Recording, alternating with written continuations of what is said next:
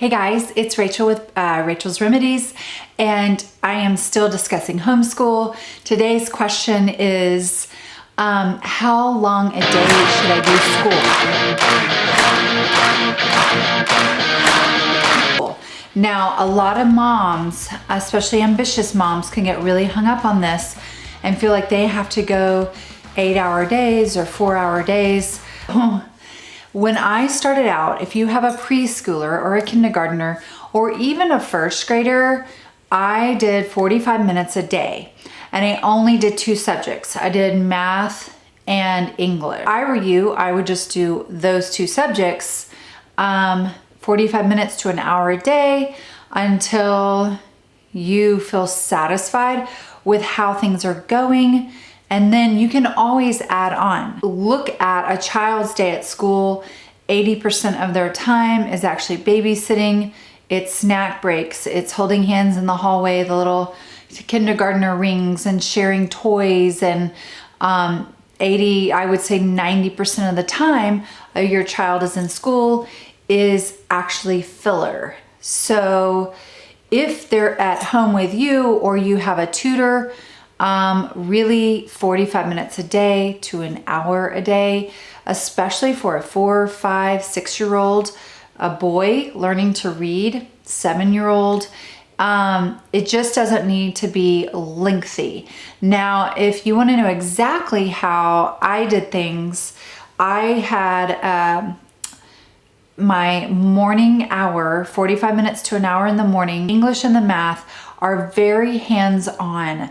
I love the Montessori Method, and I love when all of the senses are involved in learning. And so my English is spell to write and read and cursive first, and then math is Right Start Math, 45 minutes a day to an hour a day.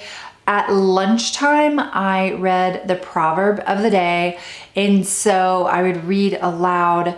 Like if today's the 21st, I would read the Proverbs 21, and I would read aloud the proverb of the day, or I would do phonograms. At lunch when they're eating, I would take that moment in time and read a book aloud, or read the proverb of the day, or do phonogram flashcards, separate from that 45 minutes to an hour first thing in the morning.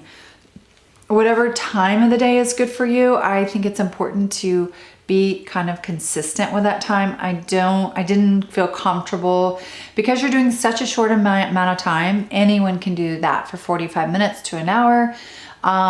Then 8 o'clock every morning, 9 o'clock every morning, whatever the time is, just set your timer, set your iCal, make an appointment with yourself and your child. I personally liked going January through December and not taking any breaks, because another thing about school is if they are in school and they have that big summer break, September and October are all review. So if you've decided, okay, I'm going to do homeschooling, and you do 45 minutes to an hour a day, and you did it even in the summer, your child will actually be quite ahead. A lot of parents feel pressure like, oh, I'm not doing it as long as the school system, or but you can just take that pressure off of yourself, because that one-on-one learning is so amazing for your child, and they will advance very, very quickly and be ahead of other children their age pretty quickly. One last thing I wanted to say about spell to write and read. With my first child, we never focused on reading, on the word reading. We focused more on forming their letters with a pencil, and it had, in my list down below, I'll put all of my purchases down below. There's a little thing that helps them hold the pencil perfectly, and it's for lefties and for righties, and holding the pencil correctly and forming those letters. And I'm going to go more into your first chapter on spell to write read in my next video. But holding that pencil and forming your or your letter A, learning the clock letters, learning how to form the letters and learning how to form words. My child actually was on word number 70. And she didn't know how to read. We were just doing the top, and she was writing that. And we're talking through the T goes to the top of the line, down, connector. We're talking through forming her letters, and her brain and her hand were doing these motions, and she was speaking out loud. All of them is engaged and learning to write. And as she was writing, she didn't know it, but she was learning how to read. And I don't want to put a time on it. Let's say 6 weeks into the program, she's on word number 70. It was probably more like 8 weeks. And we were having dinner, and she went missing for an hour, and I would call her. She couldn't hear me because she was back in the bathroom, and she ran out of the bathroom. And it was a book that she and I loved to read together, and it had lots of pictures.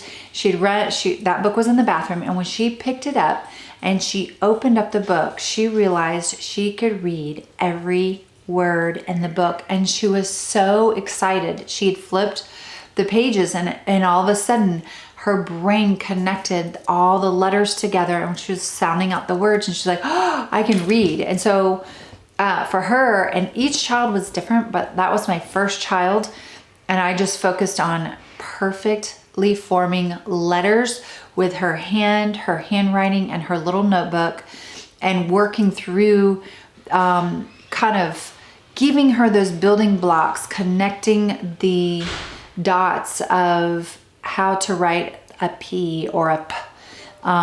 And through that, and through just doing it kind of by faith, at the end of that, she realized she could actually pick up a lot of books and read them.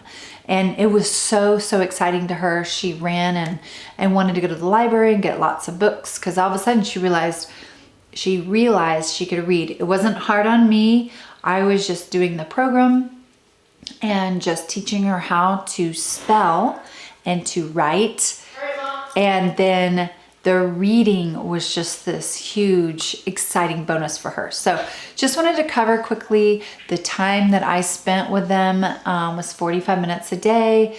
And I made them wear a little uniform. You don't have to do that, but I was like, I didn't want them to school in their pajamas. I felt like there's a different mindset when you're in pajamas. So I made them get up, get dressed, and they wore khaki pants and a little blue shirt, and put on their uniform for the day. And then we did school. So that's how I did it. Can't wait to see you next time. Bye-bye.